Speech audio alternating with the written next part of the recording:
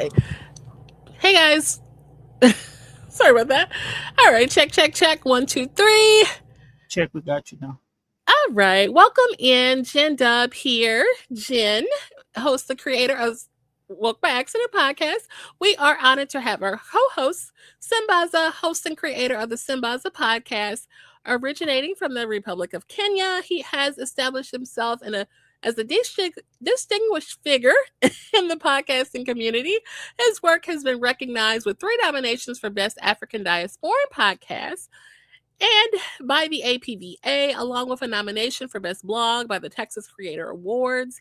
And Sambaza has also participated with the Afros and Audio Podcast Festival and the 2025 and 2026 Podfest. Welcome. Hey, Jen, how you doing today? It's a nice to Good. see You you. know what? I was pushing my Mac closer to me and I realized I clicked on the off button. That's what happened. I was like, wait a minute. And I was like, what's going on? That's why I was like, wait, I can't Okay. hear you. Thanks for that. Thanks for that. You're welcome. Anytime. Well, how was the week? It was really good. Very a lot of stuff going on. Service projects even this week. Even I've done some, but yeah, it's good for the heart. So I'm excited about that. And as we excited to conclude our Black History series, but I'm going to keep digging and keep researching, making the AI videos about Black history because I've really been enjoying it. Yeah, because why are we stopping? We keep going. Well, I mean, there's other topics to cover. I just Oh, shared with, yeah. yeah, yeah. Not about the topics. What I was looking at in terms of we can share it by ourselves. Just let each other know what's going on in this world, because I think we're just scratching the surface. Oh, for sure, Um, definitely. I did a Black History Month event Mhm. this past week, uh, this past weekend actually, for the high school, not for the high school, but for the Phony ISD.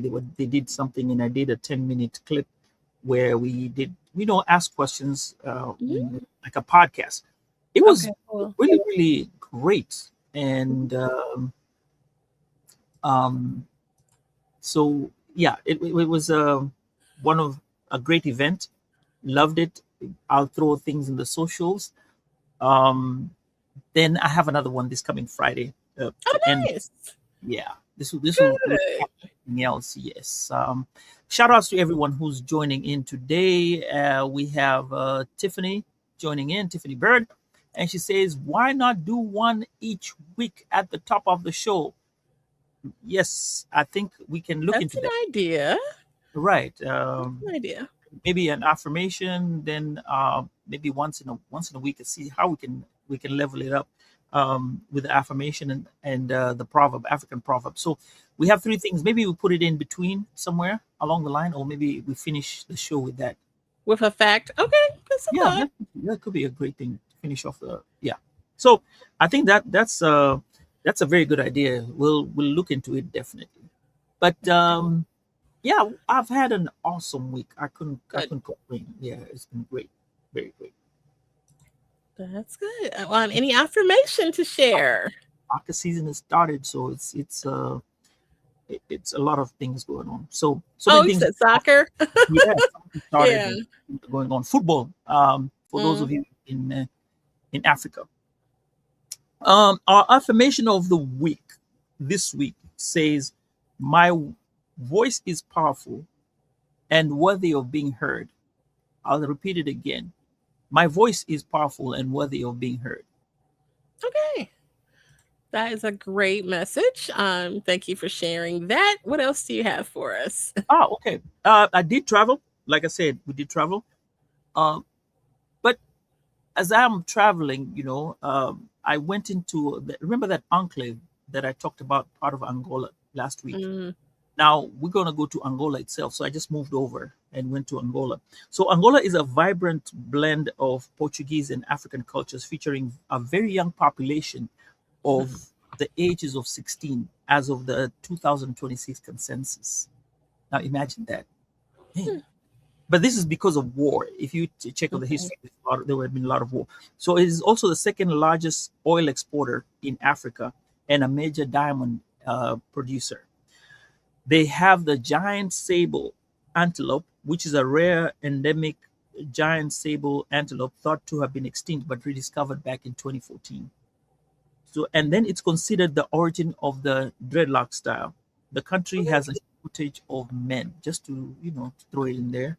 Oh, So remember they had wars, so they're more mm, there. So the African proverb of the week that stems from Angola says, "A single bracelet does not jingle." You know your bracelet, a single right. bracelet. So, what can you decipher from that? Right. And so, in order to make a impact or a sound or a jingle, you need, or you're more impactful with you know, strength in numbers type of thing. Yeah, that's what I'm thinking. Yeah, that's true. I also Mhm. had the same idea in mind when I looked at the proverb. Yes, if you want to make noise anywhere, you can't do it alone. You gotta go with people to do the same, to make it more vocal or to make a stand.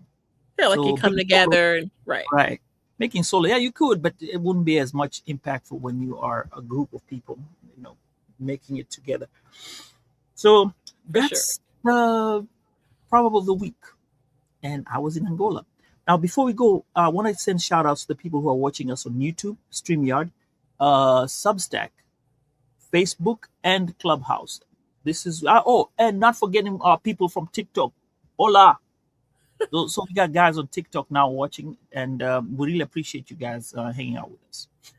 Yeah, shout out to the other platforms who are chiming in on the episode in real time. We appreciate that. Audio episode will be available soon, and we appreciate that.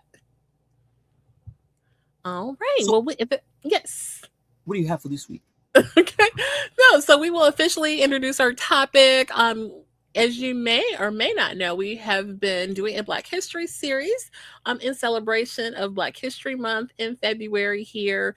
And we are in our third installment, third and final for the end of February to share our Pecha Kucha style presentation of Black history figures that you may or may not know. We definitely want to highlight and emphasize figures that are not so heard of and heard about.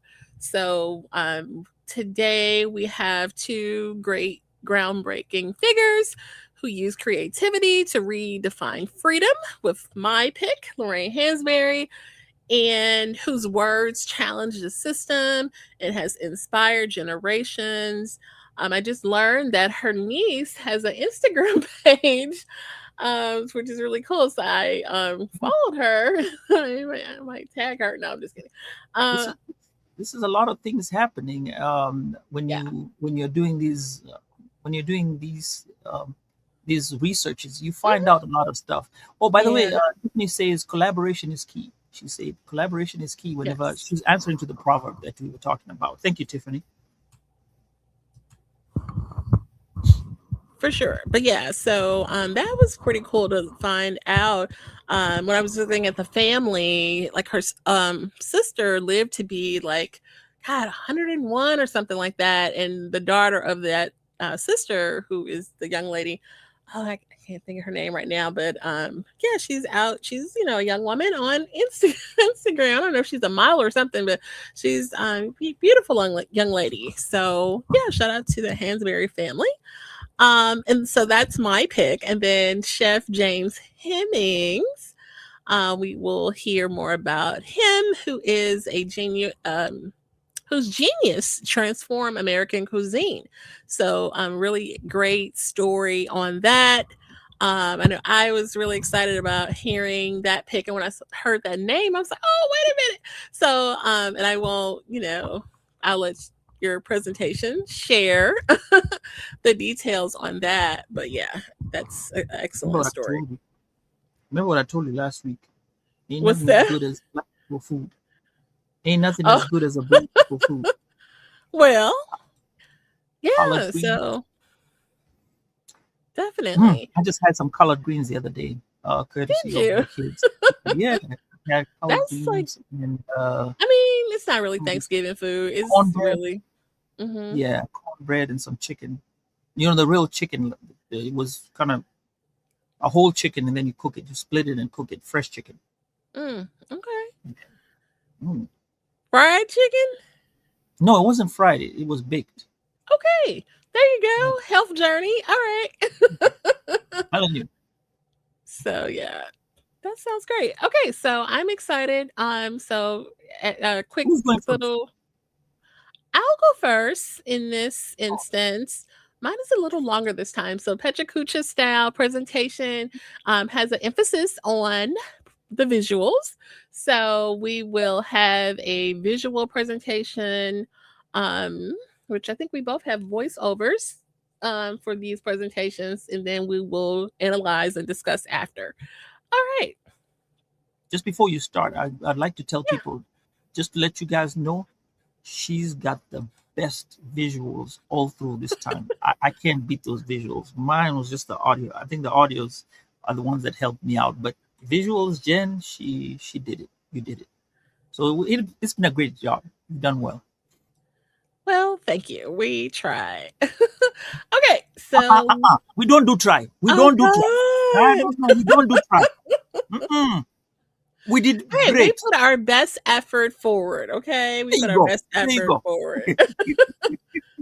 So, with that, let's do our presentation and we'll discuss. Let's see what we got.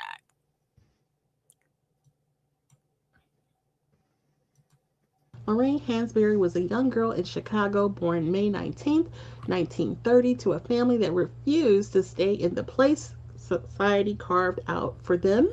Her father, Carl, was a powerhouse real estate broker who founded Lake Street Bank.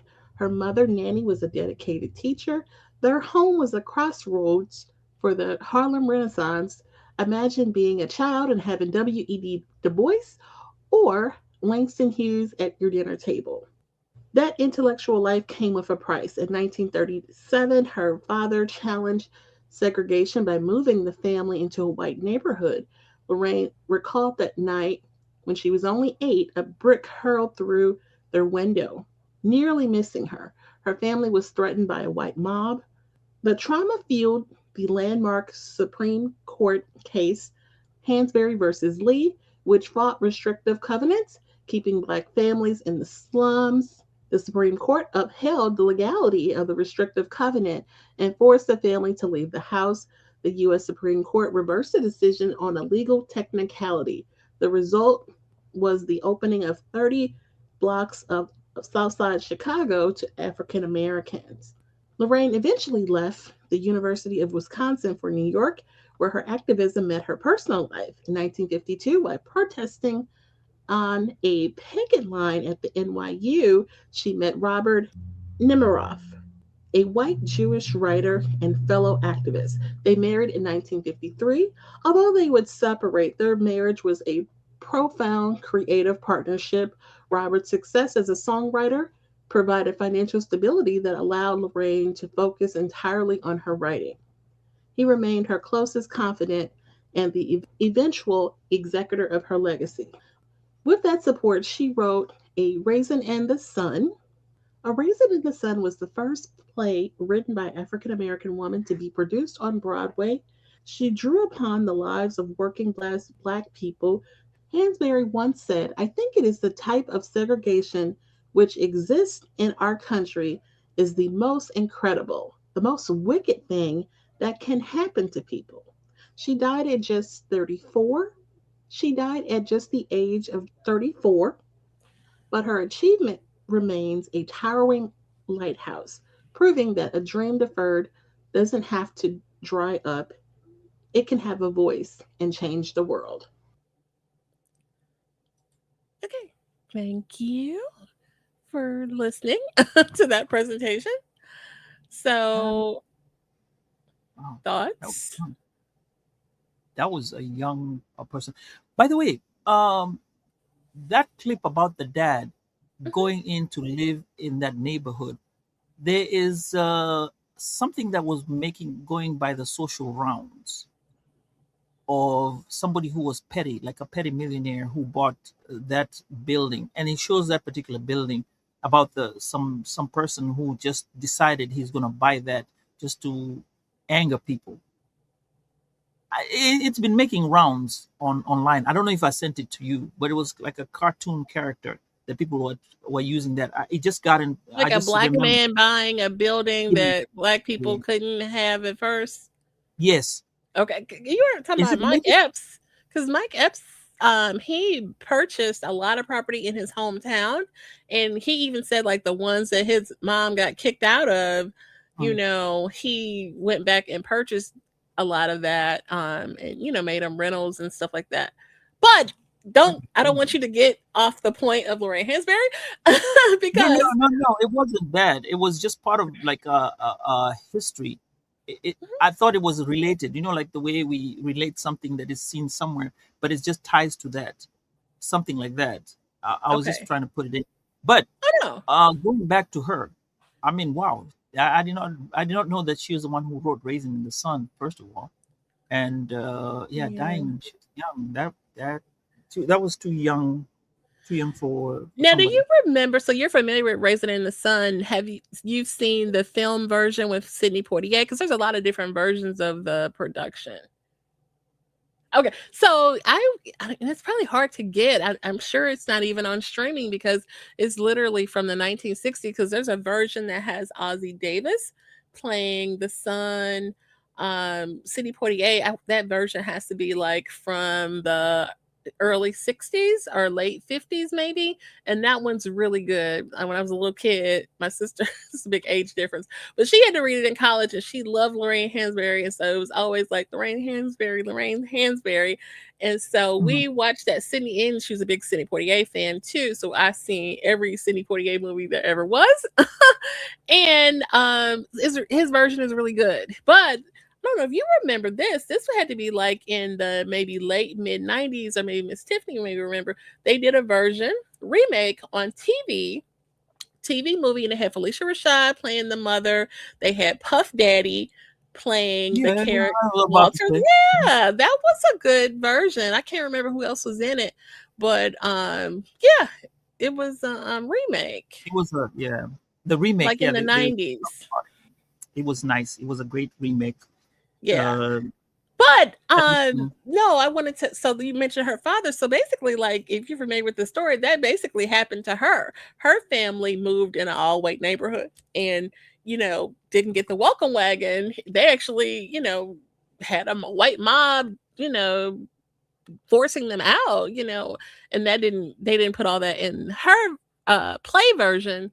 But it's interesting to know that that actually happened to her, that going through that, being in a neighborhood where it's like you work so hard to have something nice for your family, and then when you get there you're mhm. treated like you don't even belong, you know what I mean? So it's a really good story. Even just reading the book version of the play is really deep. So So, "Raisin in the Sun" was about her experience. A raisin in the yeah, sun. yeah, it had to About her be. It had, experience about. yes. Yeah. Okay. So, what's a well, for those who may want to catch the storyline, what was it about? Kind of give it Right. a. So I mean, and then what's really even more poetic, or even as poetic as the story, the title is a line from a Langston Hughes poem, "A Dream Deferred," which is really what's kind of happening in the story. A black family, comes into size of money. I want to say it's like what was left over from the father of the family passing away, so they have this nice amount of money, um Mhm, that to move out of their little apartment and into a nice home that they thought would be a good fit for their multi-generational family. And so they make mhm, plans to move into this neighborhood, and the word has gotten out that they're planning to move in this neighborhood, and they get some visitors of some people who want to unwelcome them, you know, and let them know that they're not welcomed. And so, Uh, it's like what they go through. And so they have some little personal struggles and things like that. But it's really cool on a play version. Like sometimes community productions may run a Raisin in the Sun. So if you happen to see it come to your town or something like that, check it out, or even just picking up the play. It's a really short read and it's a good story. oh, okay. So I'd like to shout out to K Essentials. She just joined us in, and she said, "Good evening, everyone. Good evening, K Essentials. Glad to have you around, and yes. welcome to our show."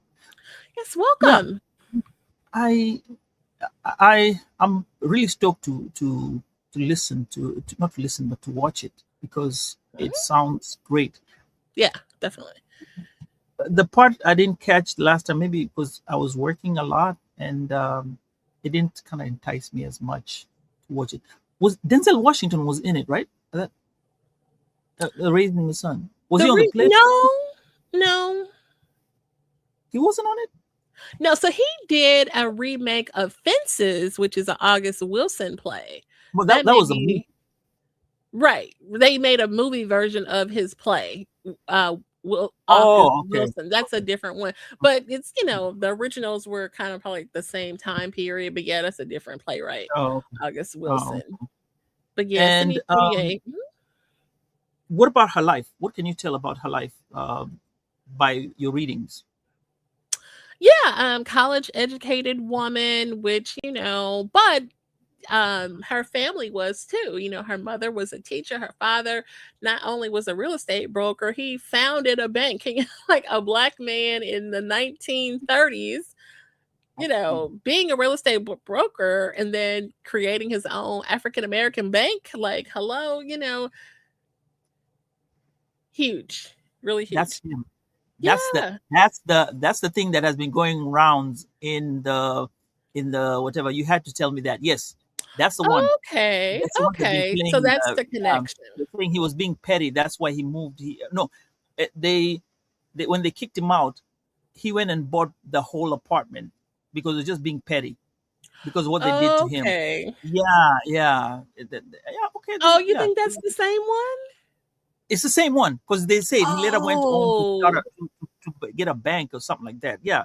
Yep. Okay, and then That's the landmark one. Yeah. Supreme Court, which is Hmm. crazy. The Supreme Court decision didn't rule in their favor until later when it got overturned.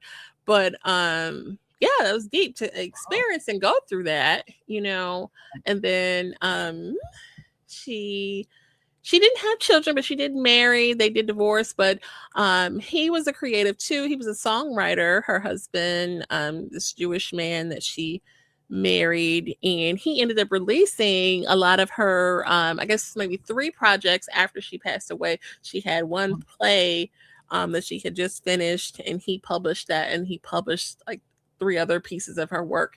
So you can get, I think I flashed a picture of it, the complete works of Lorraine Hansberry, and it has like her final, like unfinished projects in there, which is kind of cool because it's like this is something that she was working on at the very end, and we've had this conversation of don't wait till it's perfect, just put it, just put it out there, So we'll start somewhere and get to even if you don't finish, yeah, at least you see absolutely. something. Yeah, Right. it's worth something in the end. Oh, True. interesting. Interesting. Definitely. I don't know. I just like I told you before that I always wanted to be a writer, so I get excited about the writing creative I thing. remember last week you read out to me like 7 or 8 writers right off the bat, even without me saying a Oh word. yeah. Like boom, Yeah, boom, boom, boom, boom. that's my Are you in thing. a book club right now, or you just Yeah, I've actually been in several, but yeah, I actually attended a book club meeting on Friday. A book about Jesse that's Jackson what I'm by talking about. Amanda Phillips. So Hmm. that was interesting. Which we kind of talked about Jesse Jackson briefly, but this book by Phillips, or it's Abby Phillips, the journalist on CNN, It's she Abby gets Phillips. into the yeah, correct. The controversy surrounding Jesse, which we didn't actually get into No. the controversy, which, even like the night Martin Luther King was killed, there's a lot of controversy with Jesse Jackson. So we only have to go But look into it. There's books written about it and all that. So Yeah. So in an African tradition, when somebody passes on, we usually don't like to talk about those things. We try and exemplify the person in their best selves, because what mhm. else, they did their best. What else would you want them to do? They were human.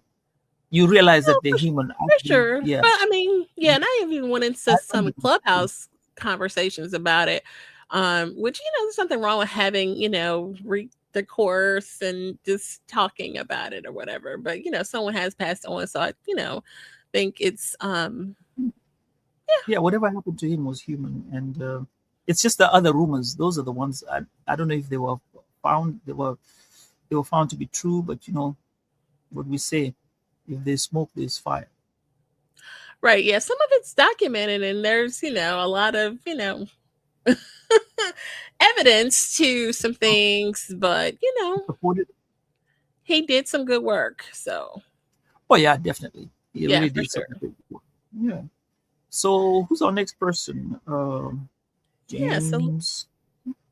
James Hemming. So let's get in mode for that. And this one's really interesting. Got excited about this one too. And shout out to everyone tapping in on the other platforms. We appreciate you. Sambaza has made arrangements for us to for our broadcast to be on the other platforms. So shout out to you guys. We appreciate all of you. Yeah, thank you all for joining in. All right, let's pull this up. Welcome to the So we're going to talk Sambaza about Podcast, celebrating Black History Month. Join us as we explore the challenges Ready? Okay. and triumphs of notable figures. Today, we remember James Hemmings, the chef credited with popularizing the now famous macaroni and cheese in America. Born into slavery in Virginia in 1755, James Hemmings was the son of Betty Hemmings and an English sea captain. He was also the half-brother of Jefferson's first wife, Martha, and brother of Sally Hemings.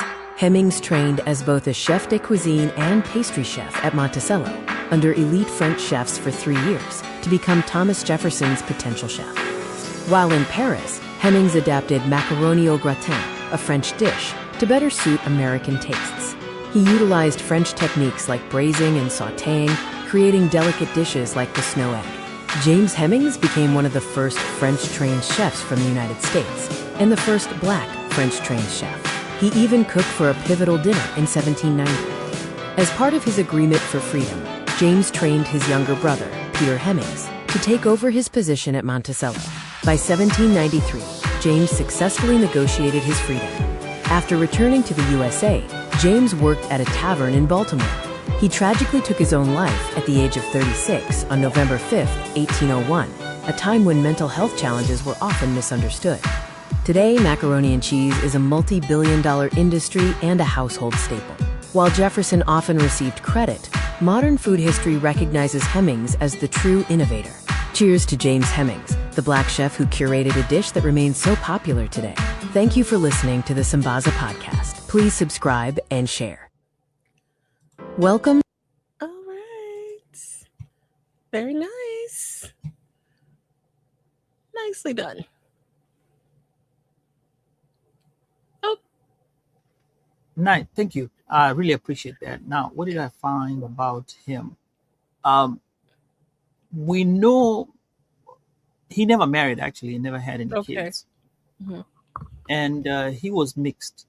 Mhm. And I think the sister. So which is so weird. I think part of it was that's how he got his privilege, and he could get by Absolutely. through a lot of those things, and became a chef because of his color of the skin, light skin. I was about to say light skin, but Not just light skin, but being the, offspring of the master of the plantation. yes, Mhm. that helped a lot. And I think, and from what I read, that's the reason why he also got the chance to go to abroad. He Mhm. used to suffer. He suffered from. I think he had mental challenges, and he used to drink a lot, and he used to get into trouble. That's the reason why he never got out of the employment.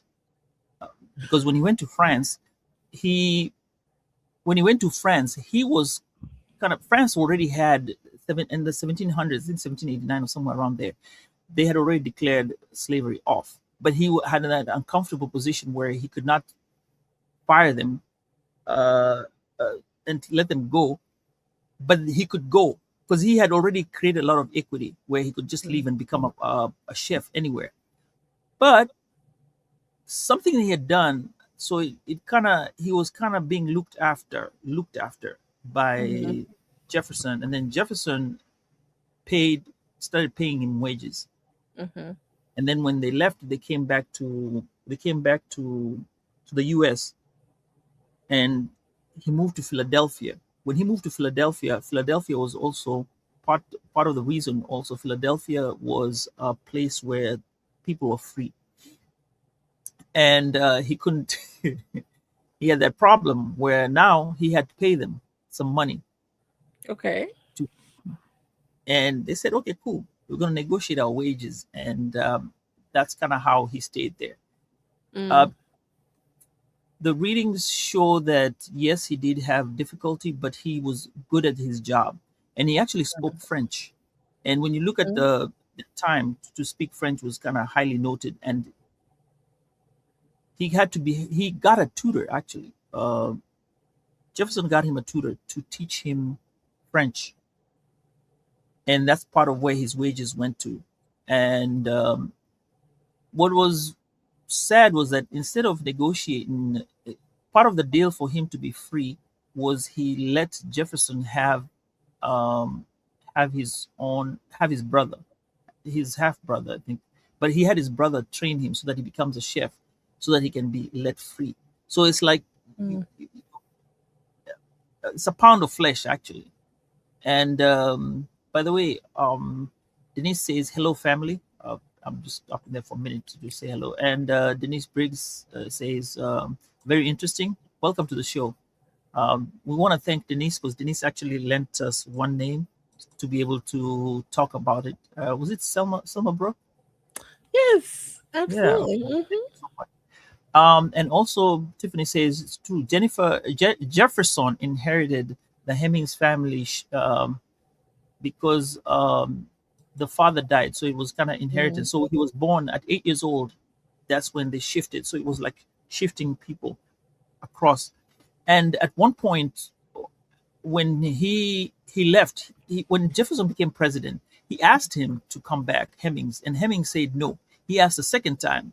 Now, through an interpreter, Hemmings told him, hey, you know what, bruh, it ain't gonna work out. And he actually used a type of like a slur on him to say, no, I cannot work for you, because he felt that if he went to work and he's been paid and he had slaves, he was like, how would it feel if I'm sitting at the table with other people working for me and I'm getting a wage and they're not getting a wage? So it's not going to work. That's how he kind of explained it. But briefly after that, he went back to Monticello, which was where he trained for about a year, and then came back. When he came back, that's when he went to work at a tavern, and somehow one of those days in 1801, November in 1801, he just passed on by drinking himself. And as they say, those days they weren't into talking about things happening or suicide. They just said he just drank too much, and they didn't even want to acknowledge that he had that issue. Another thing I want to add is mac and cheese. Let's talk about that mac and cheese. Mac and cheese, staple. Anywhere you go eat, I think in a cookout, mac and cheese got to be there. I know in our cookouts, mac and cheese has got to be there. It's always got to be there.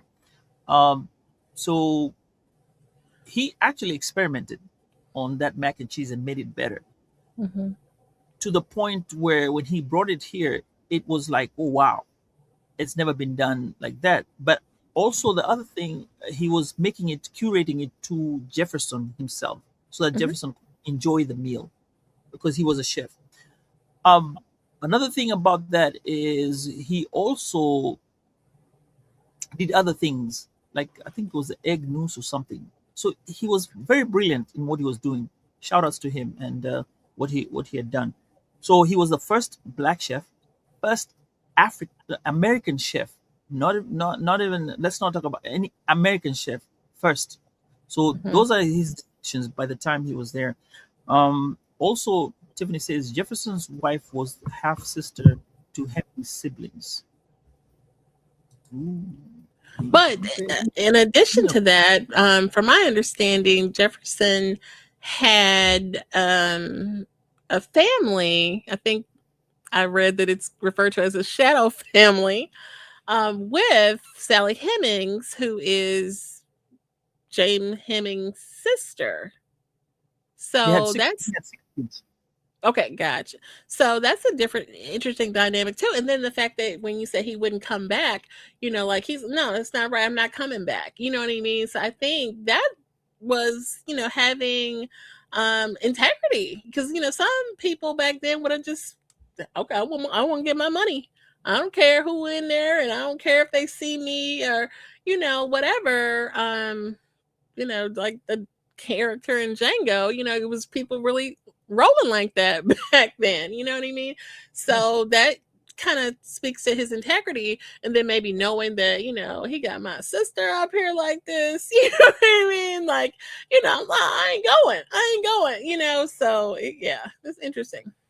Yeah, and he retired with $1,000 equivalent of the currency right now, Mhm. $36. That's what he retired with when he came back to Baltimore, which actually may have been one of those things. Maybe he thought he was going to get a pension or something to make him get better, and ending up in a tavern for that was too much talent right there, and maybe they didn't recognize it. One thing I want to add, which is interesting, is one of the sisters, the one who put the mac and cheese formula in the book. Okay. So they started crediting her instead of him. But later on, that's when they started saying, okay, it was he who actually came up with the idea. The reason why they do that is because guess what? He was writing on the list the the ideas of the recipes in the Recipe. kitchen. He wrote down the recipes and the idea. And actually, there was a mac and cheese maker. Something was making the mac and cheese, the cheese, a machine. He has it illustrated Like the somewhere. noodle, right? Right, right. So Yeah. he had a machine created that he could make that, and he had illustrated it. That's how they started giving him credit, and not Jefferson. And then I Mm. think with the sister putting it in a book, that's kind of where it starts making sense. And actually, of all the sisters, all of them got married to Caucasian men, Mhm. whereas one of them decided, no, I'm not, and I'm still staying in the black neighborhood and Mhm. living as a black person, though they were considered 78th white by the Mhm. fact. I gotta get a shout out. There's a guy who said, "Bro, good to see you, still doing your thing. We went to school back, class of XX. What's XX? Together, boss. Thank you so much. My Okay. school, my Okay. so yeah, I just had to mention before it disappears here on my screen.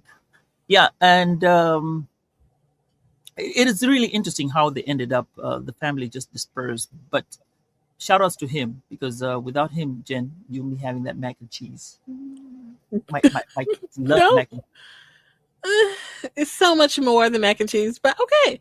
No, but I mean, like even like the creme brulee and that right, whole like right. using the flame and yeah, that's like technique with that. But I can imagine the appreciate that. $2.95 billion industry is Mhm. what mac and cheese is bringing right now, and courtesy to him because it That's was true. him who. So here's how it comes about. He brings it here, starts making it. People start adopting it, and actually, he made a dinner. There was a dinner Mhm. that he made, which he's credited for as a chef. Mhm. Great dinner where I think James Madison, Jefferson, and George Washington sit down and have a meal together, and they Mhm. hash out their differences, and that's what moves the capital over from Philadelphia to DC. Mhm. Um, so that meal was one of the meals that he made, and they say that that created it was like a camaraderie meal that made everyone become friends, sort of, because they were political enemies at that Hmm. point Okay. till then. Yeah, so he did some great things. He was part of a process, which, as I say, it just made him get known more and more and more. Now, the Italians who came from when they came in are the ones who kind of made it faster, because Italians and pasta and everything. When they came in, they now pushed the mac and cheese version Mm-hmm. up Mm-hmm. more and more. So that's when we started adapting it. And then, hey, when we take it, we make it even better. Okay. Well, Do you make? that Do you, was. do you make mac and cheese? I know how to make it, but for health reasons, try to not Yeah, get into the carbs of it all and the pasta of it all. yeah. Hey, but when summertime comes, No, I mean more power to the mac and cheese, but I'm trying to lay low on mac and cheese right right. now. It has not served me well. So So then, when you look at both of them, what similarities can we get out of the two? yeah, I mean, like we were just talking about that integrity. I think both of them, being from educated, family, or in his case, he had privilege and he was Mhm. able to use that to his benefit and get education and learn culinary arts and things like that to better himself. So, yeah, The only the other similarity is they both died when they're young. I mean, this was yeah, 34, that's true. 36, so we never got to get the full experience. I wish he had gotten the chance to maybe put his skills to maybe owning a shop, or not a shop, a restaurant, Yeah, and that'd be recreating great. those meals. I think Right. that would probably have made, well, not made more of a legacy, but it would have created a, we don't know what it was, but let's say But it I could mean, have. those documented recipes, that's Right. legacy all day long. And just, a lot of recipes are like word of mouth. I saw someone post about like, was it tea cakes or something like that, which is something Mhm, that, is from our culture that, mhm, people made in slavery time or enslaved times, with not very many ingredients, just as like, this is what we got and we're gonna make this, and then that recipe just kind of got passed around from families, word of mhm. mouth, and things like that. So And a lot of people who are chefs in this day and age still pay homage to him, mhm, as being, especially those who are connoisseurs of the mac and cheese. They do say that this is him, and I've seen a lot of them being put out there on, as I that's was great. studying on it. Yeah, you see a lot of them talking about it. Images are shared all over, and this has been one of the greatest Black History Month that I've settled around to look at Mhm. in depth, especially when you're looking at the people who are not known. Like I was saying, the ones we know, and I'm not going to repeat them because I think it's not repeating What are them you again. talking about? But the ones that we knew, remember, we kept on talking about some that we know, all the regular ones that we know, and we keep mentioning them over and over again. I think Okay. this time we have shown, or we're trying to make sure, or we're enhancing the fact that there's more to it than just what we see. And we only dealt with 8. I wish we could deal with more of Mhm, them, mhm. but we can do what we can. I think we can do more. Yeah, for sure.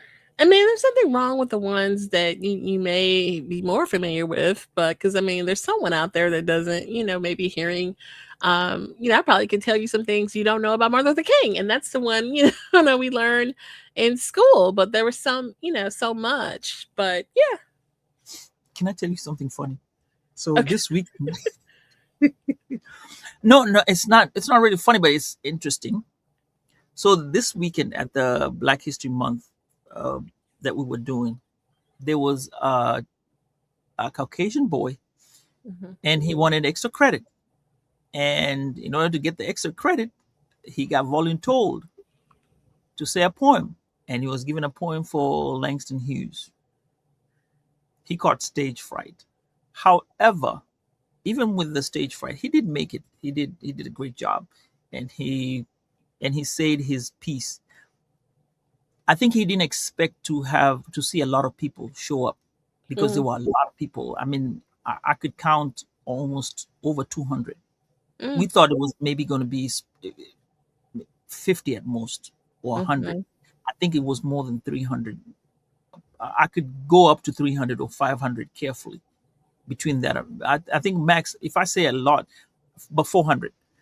And it was a great crowd, because Good. the community is actually supporting each other. But the boy had stage fright, which was kind of interesting, but he did manage to say his poem. And yeah, it was a nice event. Well, good. Yeah. That's good. To get the kids involved. Yeah, we have to get them involved, and them learning about these things. What I don't know how we can repurpose our audios, our slides, but I'm still thinking about how I can repurpose them and use them for Mhm. later use, because they're a gem. We did some studies, and I think they can be shared Oh, somewhere. I'll put absolutely. mine For online. sure. Yeah, Yeah. and write pieces about them. Yeah, I'm trying to get more active on that Substack. I know you've been Oh yeah, posting there. with the Substack, it's funny. I've only been doing these lives. I haven't started Oh, we should posting. try going live on there together to see if you can bring me in, because I know you Sure, tried to we can bring try. somebody in and it Yeah, didn't. we can try it. See how it Yeah, just works. to test it out. Yeah. And we haven't done the TikTok. TikTok kind of made me mad, but we can do another TikTok one of these days too. Jen and Just, TikTok. Jen and TikTok. TikTok loves but you. Yeah. no, it doesn't. And letting people Now put up we're fake gonna go back pictures. to the chats and ask what everyone thought here of the Black History Month that we've shared. Denise says chickpea pasta is a good alternative for you in Or case pasta. you are Okay. on a health journey. Yeah, that's great. Yeah, Yeah, I we want to try. do whole wheat pasta a lot. So yeah, chickpea. I've seen that. But yeah, I usually do the wheat. All But right. yeah. All right, we're going to go back to the people who are online. Please, can you share what you liked about Black History Month and what it may have meant to you? Anybody who's on TikTok, Clubhouse, or anywhere that is online, please tell us as we wind down the show, because this has been a great month. It has. I know I keep a dime on my desk at work, and I think of Selma Burke when I look at the dime, and I'm just like, I'm going to keep this dime right here, and it does make me Yeah. think about. I think going back with the brown condor, when I Mhm. look at it and look at the Ethiopian connection, that still amazes me. How Yeah. got himself, the opportunity, and then took the opportunity, and he's where he is, and he died, where he felt home was. Mhm. Home is where your heart is. I guess his heart was in Ethiopia. Right. Yeah, Yeah. that's a good story. That was a good one. So with that, Jen, I think we are going to conclude this year's Black History Month.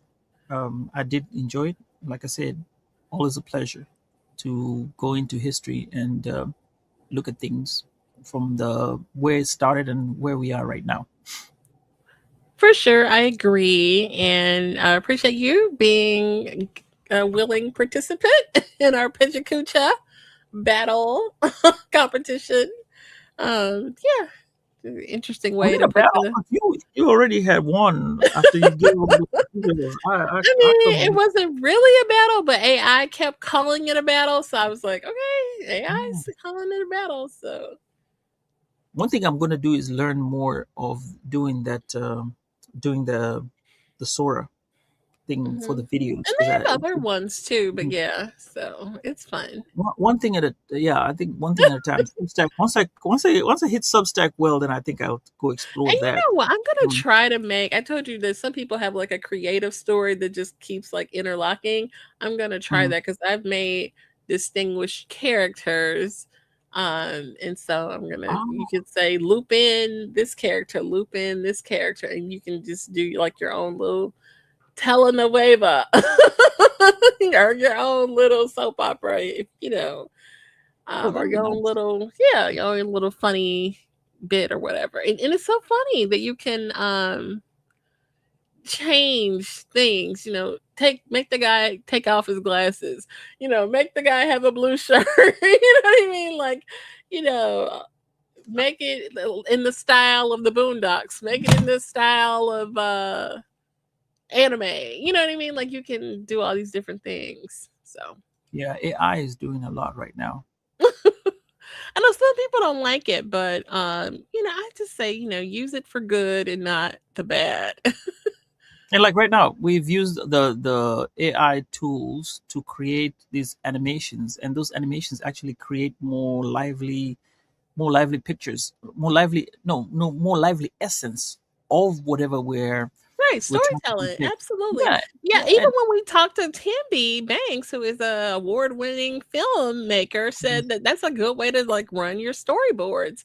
What I mean, you have an idea and you just kind of want to like see it before you actually put it out there, and that's a good tool. So directors are using this tool, you know what I mean? Which that kind of made me feel like, okay, like I might be able to do something one day, long form with it. But this is a good way I'm to, still get your feet wet. I'm still thinking about the long form of the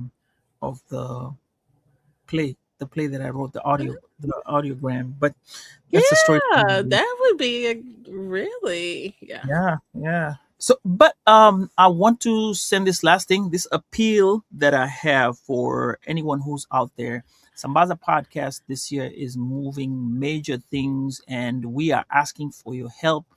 We're trying to get to 1,001 subscribers. So, what we're asking of you is please just hit the like button and hit the subscribe button. It's free. Do that, and you're helping us be out there. And with whatever we're gonna earn, if once we get to the point of starting to earn, is what's gonna make us create better videos and give you greater content and more content for that matter. Because it all starts here. So just to support the Sambaza Podcast and Walk by Accident, go ahead, hit that subscribe button for us, and we will be enjoying it and enjoying more better videos for that matter. And we appreciate the support as well. I'm glad you included Woke by Accident in that pledge there. I'm just saying, okay. But no, we appreciate all the follows, all the supports, even if you just tap in for a little bit, we appreciate it. But yeah, being a creator is not only fun and exciting, it's expensive. So like, anything we can do to, add resources to the journey, that helps, So yeah, for sure. All right. So with that, Jen, I say take us home. Well, again, we thank you guys for joining us. We hope that today's conversation has inspired and enlightened you. If you found the show meaningful, please consider sharing it with family, friends, colleagues. Our collective awareness and advocacy play a crucial role in creating positive change, and we invite you to stay tuned for more engaging content. And we look forward to continuing these important conversations in the future. With that, everyone, be well and take care.